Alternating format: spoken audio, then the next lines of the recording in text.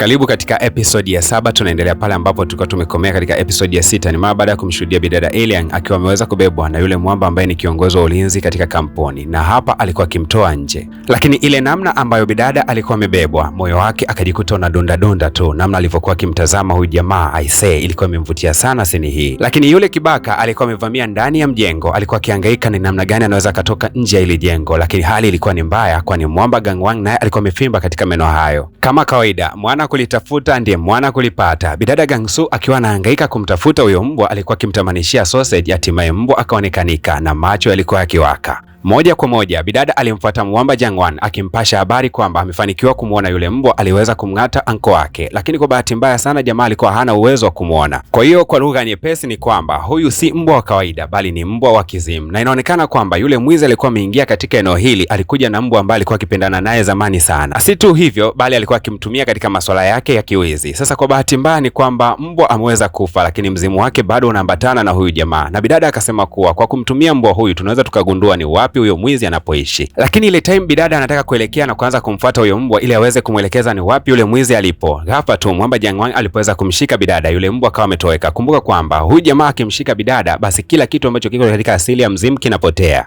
Jamaa Jangwang akamwambia bidada kuwa bidada Iliang ameweza kushambuliwa na anapelekwa hospitalini. Vipi kama na wewe ukifuatia na ukapata madhara kama yale? Lakini pia akamkumbusha bidada kwamba shughuli ya kuwakamata watu inafanywa na polisi, kwa ni muhimu sana akawachia polisi walihangaikia jambo hilo kuliko yeye kujihangaisha na kuingilia majukumu ambayo hata hayamhusu. Lakini bidada akaendelea kukazia kwa kusema kwamba anahisi kwamba kuna kitu ambacho kimejificha katika tukio hili, ni muhimu wakafuatilia wao kama wao. Lakini mwamba akazidi kumhamasisha bidada na kumwambia kuwa polisi acha wahangaikie jambo hilo, na akamwambia kuwa kila kitu unachokipambania katika maisha zingatia usalama wako kwanza. Bidada kusikia kwamba mwamba anajali kiasi kile akajikuta na tabasamu tu. Kiongozi wa ulinzi anayefahamika kama Kang Wu alikuja kurudisha ripoti kwa bidada Jang Ho na kumwambia kwamba nimesikia kuwa watu wanazungumza na mbwa, lakini huyo mbwa nikimtazama katika CCTV kamera mbona ni kama simuoni. Bidada alitamani kumweleza mwamba ukweli kwamba yeye ana uwezo wa kuona mizimu, lakini akakumbuka namna ambavyo mwamba alikuwa akiogopa siku ya jana aliposikia habari ya mizimu, hasa akawa anaogopa akashindwa kabisa kumwambia jamaa ukweli. Bidada anasema kwamba alikuwa akizungumza tu na mtu katika simu na huyo mtu anaitwa mbwa. Kwa wakati anazungumza naye watu waliona kana kwamba alikuwa akizungumza na mbwa, lakini ukweli ni kwamba alikuwa akizungumza na simu tu. Lakini pia naye mwamba Jangwan, jambo la kuchekesha ni kwamba wakati anatoka nje akaanza kumuona yule mbwa mzimu, lakini pia akaja kuona madensa fulani hivi ambao waliisha kufa kipindi cha zamani kidogo. Lakini mwamba alivyomzinzi bana akawa anaona wale madensa ambao wako kama vile nusu utupu hivi, na mbwa akawa anamshangaa jamaa anavyokodolea macho ama bibie. Lakini ghafla bin Vu mwamba anashtuka bana, kumbe alikuwa katika ndoto. Lakini pia mwamba Jangwan alipoamka asubuhi moja kwa moja mpaka kwa bidada, I say, nina uwezo wa kuona mizimu sasa hivi ila mimi nawaonea katika ndoto. Lakini alianza kumweleza bibie kwamba katika ndoto alikuwa akiusikiliza wimbo wa Zilipendwa na kuna dada walikuwa akicheza katika wimbo huo, na ndipo alipoweza kumshuhudia yule mbwa. Basi akawa ameuplay huo wimbo, and confidently enough jamaa akiwa anajiamini kabisa akasema kwamba nina uhakika huyo mbwa atakuwa amesogea na yuko katika eneo hili, hebu chukua mkanda umfunge. Lakini bidada bana akaona kwamba ni kama uwezo wake vile unanyang'anywa hivi, akasema bana huyo mbwa bado hajaja. Alikuwa akimzuga tu mwamba, lakini jamani kweli kabisa alikuwa akimuona huyo mbwa katika hali ya mawazo. Lakini bidada Alien baada ya kuvamiwa na yule kibaka alipelekwa hospitalini. Kumbuka kwamba mwamba alikuwa amembeba bidada, na namna ambavyo alikuwa amebebwa kuna namna fulani hivi alikuwa akihisi pale mabegani kwa mwamba. Wakati huo amerudi kutokea hospitalini, alimfuata huyu kiongozi wa ulinzi akamshukuru sana kwa msaada wake.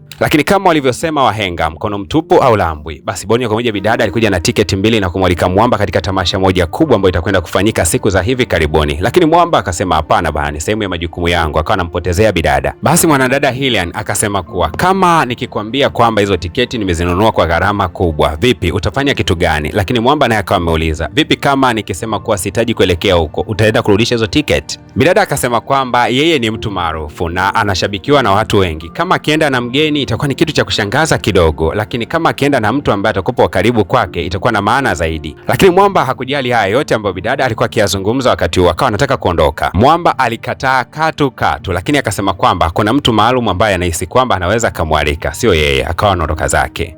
Bwana kumbe mwamba Kang Wu alikuwa naye na mtu wake wa kutaka kumwalika katika tamasha hilo hilo, naye alikuwa amebeba tiketi yake na moja kwa moja akaelekea kwa bidada Kang Shu na kumwambia kwamba nahitaji tuelekee wote katika tamasha kubwa itakayofanyika siku za hivi karibuni. Ndio hayo ambayo Mwamba alishawahi kuimba kwamba unayempenda anaweza kawa anampenda mwingine, lakini naye huyu anayempenda pia na anampenda mwingine. Bwana we, hii ndio kitu ambayo ilikuwa ikiendelea katika wakati huu. Mwamba amefurahia kweli kweli kumwalika bidada, lakini bidada hana amani kabisa kuelekea na huyu jamaa. Lakini bidada akaongezea kwa kusema kuwa inawezekana kule katika ukumbi kutakuwa na giza, yeye atakuwa anaogopa sana. Asijue kwamba bidada anasema kwamba atakuwa anaogopa mizimu, lakini Mwamba akasema nitakulinda. Si unajua kwamba mimi ni ulinzi wa kampuni Shingo pande bidada akawa amekubali, lakini hii haikutoka moyoni kabisa. Ila kesho yake bana, Mwamba Gangwan akawa ameambatana na bidada Kang Shu na moja kwa moja akawa anaelekea katika ile nyumba ya yule jamaa ambaye alikuwa amemfuga yule mbwa ambaye ni mzimu. Lakini ukumbuke kwamba mpaka wanafika hapo ameambatana na huyo mbwa ambaye ni mzimu, ila wewe huwezi kumuona kwa macho ya kawaida. Wakati huo bidada akawa anasema kwamba huenda jamaa anaishi katika ghorofa ya pili, lakini ni jengo hili hili. Lakini mjomba mtu yule alikuwa ameng'atwa na mbwa, akawa anasema kwamba nimekuja kugundua kwamba yule alikuwa ni mbwa wa kijeshi ambaye alikufa kwa ugonjwa siku si nyingi, lakini nimeshangaa kwa kwamba ndiye aliweza kuning'ata, imekaaje hii? Lakini mmiliki wa huyo mbwa alikuwa ni mwamba mmoja muuaji wa kulipwa ambaye alikuwa akifanya kazi za mauaji na ni mtu hatari sana ambaye anatafutwa na serikali. Na ni kweli kabisa kama ambavyo tafiti zinafanyika na kuonesha kwamba jamaa alikuwa akimmiliki mbwa. Kumbe jamaa alikuwa ni mwanajeshi zamani na alikuwa akimpenda sana huyu mbwa, na wakati mwingi alikuwa akipenda kushirikiana naye na kumsikilizisha mziki. Siku moja ya ajabu sana ambayo Mwamba anaikumbuka mpaka leo ni maana baada ya kugundua kwamba kuna mazoezi ambayo timu nzima ilikuwa imepewa na wanajeshi wote walishindwa. Captain alikasirika sana na alianza kumwadhibu mwanajeshi mmoja baada ya mwingine, lakini wakati anamwadhibu huyu jamaa,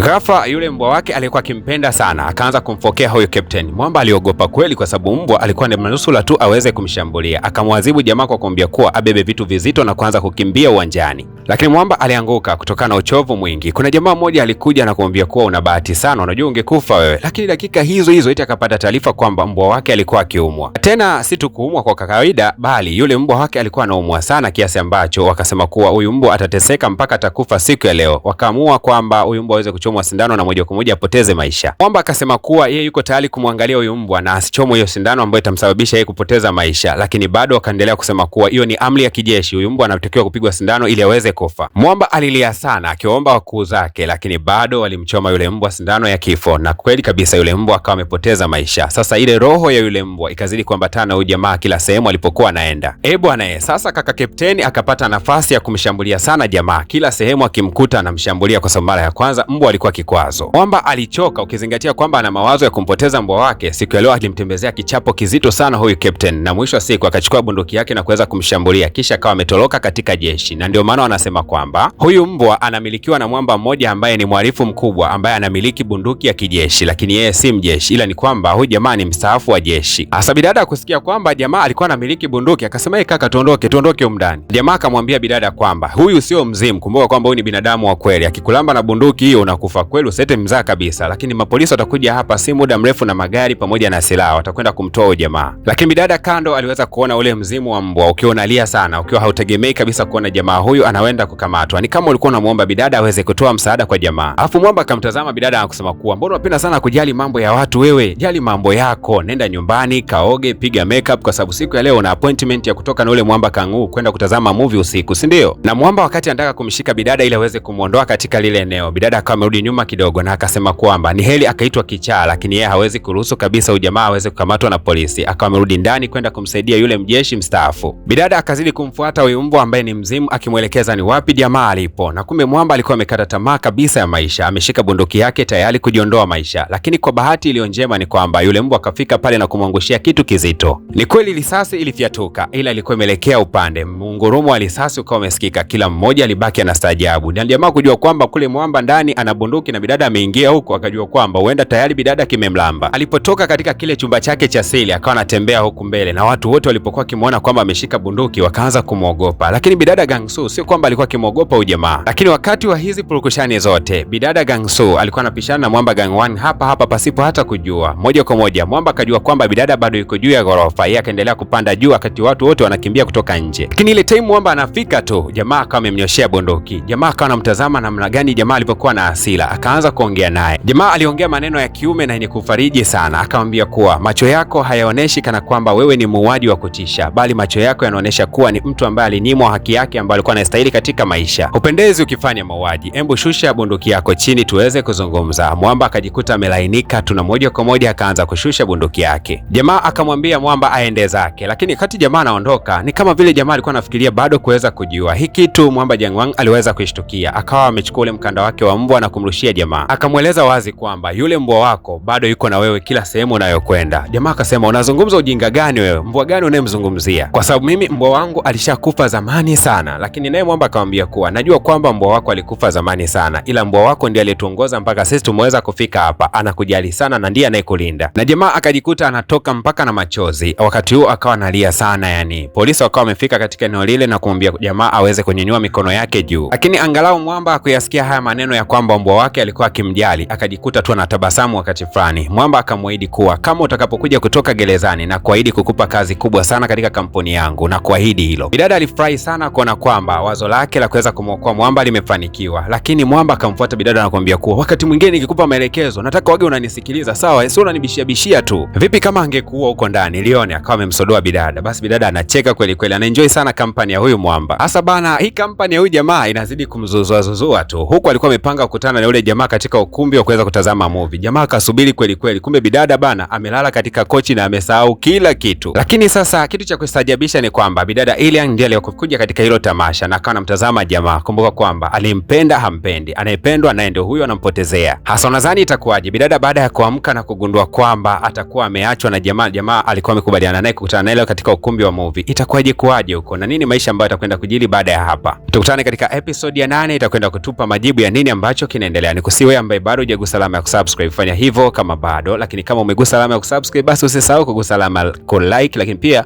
usisahau ku drop comment yako ya makopa katika ukurasa wa comment. Asanteni sana, tukutane katika episode ijayo.